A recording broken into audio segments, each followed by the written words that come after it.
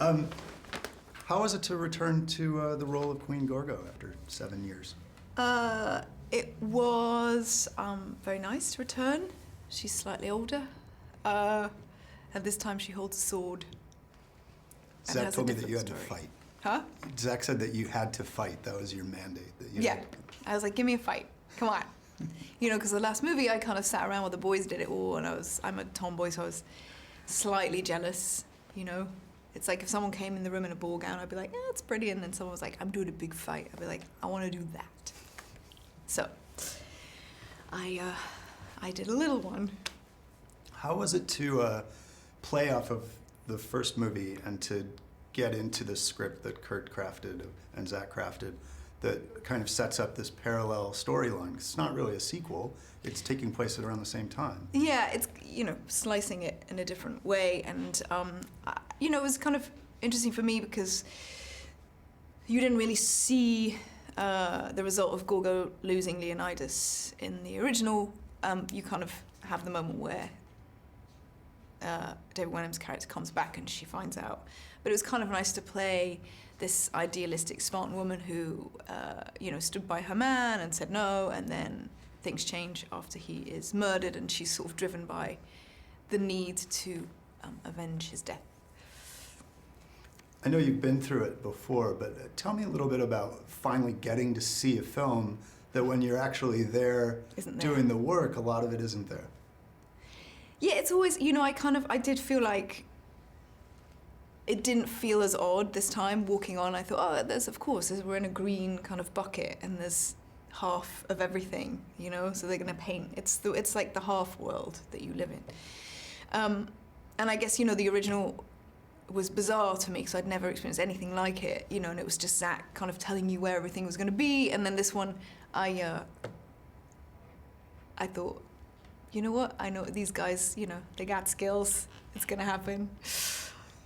I know that Zach particularly likes to make a point of anything that you or any of the actors can physically touch is usually real. And in this case, working with Alexandra, with the costumes, with the props guys, with Patrick in the art department, how does that help inform character when you're doing a role like this, when you can actually have the physical elements of your character at least close at hand? Yeah, it's more emotional. I think in things like this, when you connect to other actors, that's for me more of an anchor of where you are. In terms of the fights and all that, yes, the swords and the kind of weird half sword where you're like, they're gonna add the real pointy bit later. That's a weird one, because also you don't want to hit someone in the face, you know what I mean? You're like judging the distance. But yeah, all of those things help, But, you have your... it's kind of a green screen in your own head. You've got a kind of... Your imagination has to take you to that little bit extra. Does that make any sense? I'm talking bananas now. There's kind of two components to preparing for the fighting. There's the work that you do with Damon, actually rehearsing the choreography, but there's also time spent with Mark in the gym. Has any of that, have you carried any of that with you, any of Mark's philosophies? Yeah, I don't think you can't, not once you've met Mark. He's a kind of measure of your own self, which is why I love him. And, he's just awesome to get to spend time with him. You're like, you just have to raise your own game in every way. But I don't carry it on, sadly. I do a little bit now and then, but it's obviously not 4 times a week, 2 hours a day, because you just, it's not sustainable. I just wrestle my son instead. It's like an hour's worth. The character of Queen Gorgo obviously exists in real history. One thing that I think is beautiful about this film is that even though it took place 2,000 years ago, it feels very contemporary. Yeah. Why is this a contemporary story, even though it's rooted in some degree of history? Well, I think, emotionally,